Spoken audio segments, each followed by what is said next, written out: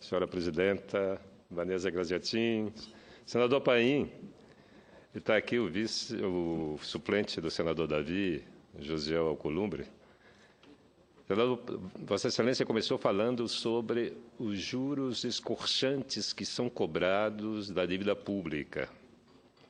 Não só da dívida pública, mas também dos indivíduos, não é? O sistema bancário global e nacional hoje tem controle das economias e da sociedade. Antigamente se discutia a apropriação dos meios de produção. Hoje a indústria, os meios de produção estão dependentes totalmente do sistema financeiro. E Vossa Excelência falou também do caso do Rio Grande do Sul. Você paga juros e a dívida cresce. É o caso do Brasil, né? 50% do orçamento público da União vai para o serviço da dívida. E o Congresso Nacional aprovou aqui a auditoria da dívida pública. Para a gente saber por quê. Porque quando eu fiz um empréstimo no Banco do Brasil para pagar em 48 parcelas fixas. Terminou de pagar as parcelas, acabou a dívida. A dívida pública, não. Você paga uma parcela, está devendo duas. Então, tem algum mistério aí que precisa ser esclarecido. E aí o Congresso apoiou, não é? O Congresso aprovou e a presidente Dilma vetou. E vai vir para cá e eu faço apelo a Vossa Excelência, faço apelo à senadora Vanessa Graziotin para que derrubemos o veto. É fundamental derrubar o veto para que saibamos como é que nós chegamos a quase 70% do PIB em dívida pública. Senador Paim comunica à nação que vai votar pela derrubada do veto da auditoria pública. Isso é muito importante, porque não custa nada, não é? Nós não vamos deixar dar o calote na dívida, nós só queremos saber como é que essa dívida, como é que funciona. Não é? Por que a sociedade brasileira está tão sacrificada desse jeito? Pagando uma dívida insuportável, o Rio Grande do Sul está falindo, vários estados estão em dificuldade. Eu queria falar também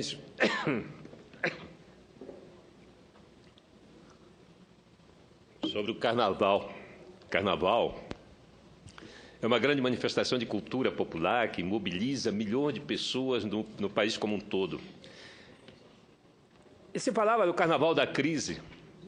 Olha, para quem gosta e ama e se diverte com o Carnaval, nunca teve crise. Eles sempre viveram na crise. Então, o Carnaval vem do povo.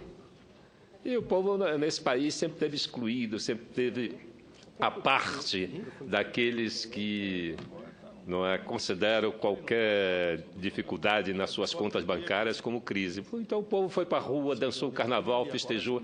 E nós temos um dos maiores espetáculos da Terra, que é o desfile das escolas de samba do Rio de Janeiro. Qual o país que não gostaria de ter um espetáculo tão grandioso quanto o das escolas de samba do Rio de Janeiro durante 2 noites seguidas? E aqui eu queria aproveitar para cumprimentar a Mangueira, que sagrou-se campeã desse carnaval, com muito merecimento, um desfile belíssimo, e acho que nós deveríamos nos orgulhar desse grande espetáculo que nós temos. Não é? Qualquer país no mundo se interessaria por esse grandioso espetáculo. Aqui, as elites ficam criticando. Claro, o carnaval tem origem popular, não é? E tudo aquilo que tem origem popular leva séculos para poder ser aceito. Não é? O samba hoje é aceito, mas antes era o samba do morro, era excluído. Mas, senhor presidente, o carnaval, para nós, você sabe que para político o carnaval não é só diversão, né? Tem um pouco também, né? Porque ninguém é de ferro. Mas eu aproveitei para fazer algumas reuniões. Eu tive em Mazagão, que é um município vizinho de Macapá, a poucos quilômetros de Macapá, e me deparei com uma situação absurda, inusitada. Sobre o rio Batapi, foi construída uma ponte, eu acho que tem mais de 300 metros, eu não peguei a medida da ponte, deve ter em torno de 400 metros. E essa ponte está pronta. E já foi pago algo em torno de 80 milhões. Eu estou preocupada porque nós temos uma outra ponte no extremo norte, uma ponte sobre o rio Oiapoque, pronta desde 2011 e até hoje não serve para absolutamente nada. Nós estamos aguardando a inauguração dessa ponte. Mais uma vez, apelo ao governo federal, à presidente Dilma, vamos inaugurar essa ponte. Os franceses estão com tudo arrumado, o lado brasileiro, tudo precário. Uma vergonha, uma vergonha. E a ponte sobre o rio Matapi, que já foram pagos 90 milhões. Já foram pagos 90 milhões da ponte, resto, creio, não mais de que 20 a 25 milhões. E a ponte está lá pronta já há alguns meses. Falta a cabeceira. A cabeceira não falta, porque a cabeceira é aterrar de uma ponta da outra e encerrou. Isso é obra para R$1 milhão no máximo. Mas é que a empresa já tinha levado o calote de uma ponte anterior. A empresa construiu a ponte, o governo não pagou e, como vocês sabem, todo mundo sabe que gato escaldado tem medo de água fria. A empresa não entrega a ponte antes de receber o valor que o governo lhe deve. Essa é a realidade. E aí os meios de comunicação no Amapá, controlados, alguns, a sua maioria, não é? A sua maioria controlados, não é? Pelos interesses que unem, não é? Meios de comunicação e o governo do Estado silenciaram, a sociedade não tem conhecimento, a ponte está lá parada e as pessoas passando horas para atravessar em balsa o rio Matapi. Mas, olha, nem tudo é notícia ruim, tem ótimas notícias também. Eu estive visitando o Instituto Federal de Tecnologia e Inovação, o IFAP, de Macapá. O IFAP hoje conta com uma estrutura preciosa, valiosa, fantástica, e está em ampliação. E eu estive lá com a deputada Janete Capiberibe, que tem contribuído, apoiado com suas emendas, e nós também estamos apoiando com a emenda para ampliar a estrutura do IFAP, mas eu fiquei admirado da estrutura existente no campus de Macapá. E também o IFAP está presente em Laranjal do Jari, está presente em Santana, está em construção no Oiapoque, Porto Grande e em outros municípios. E isso, claro, eu não posso deixar de reconhecer, mesmo com todas as críticas aos governos do PT, mas nessa área do ensino técnico e do ensino universitário também, para o Amapá foi muito positivo esses dois governos, os três governos já do PT.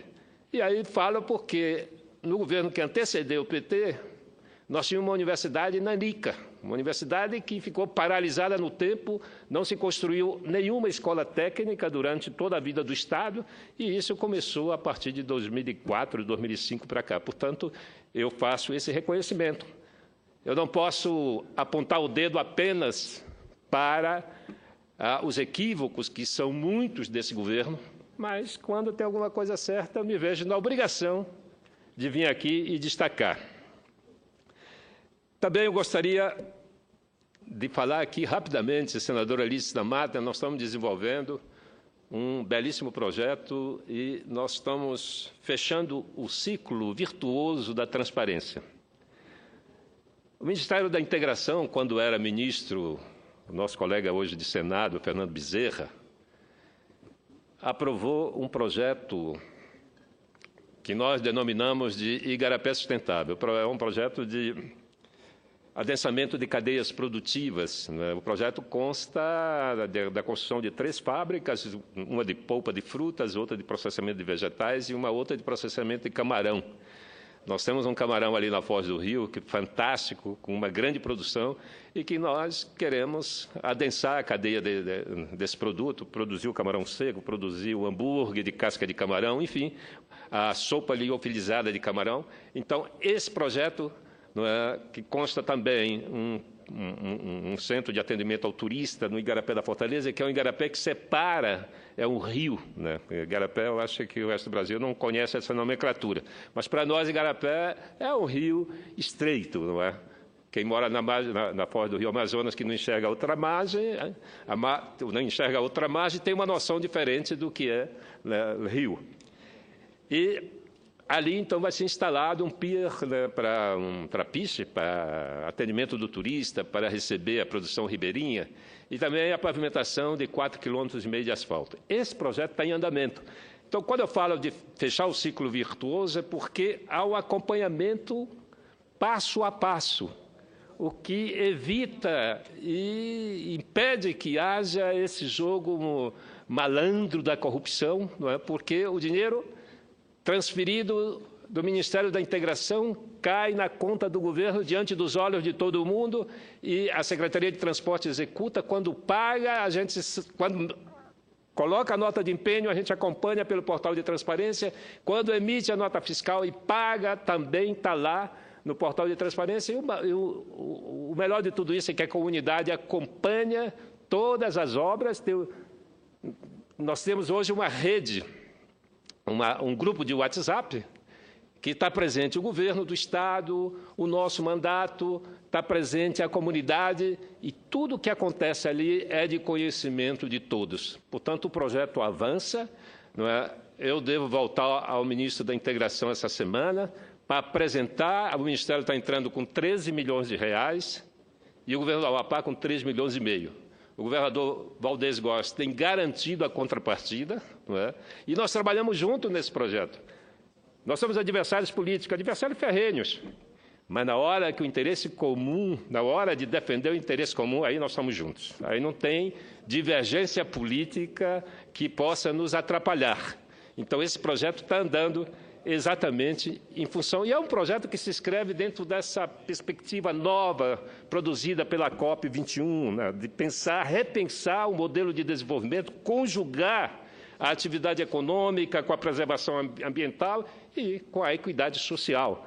E também da Igreja Católica, não é, com a nova encíclica, que propõe uma mudança de modelo. Então, esse projeto é um grande exemplo de sustentabilidade socioambiental e também de transparência. O projeto fecha o ciclo e impede qualquer outro tipo de interferência duvidosa em relação à execução física e financeira desse projeto. Portanto, eu queria parabenizar a comunidade, queria parabenizar todos os atores, a Secretaria de Transporte do Estado, a nossa assessoria que trabalha ali, a Secretaria de Agricultura, enfim, todos aqueles que estão trabalhando, e nós queremos trazer isso para o país, nós queremos mostrar essa possibilidade de um acompanhamento na base de todo o processo de liberação do recurso de acompanhamento e de fiscalização. Era isso, senhor presidente. Muito obrigado.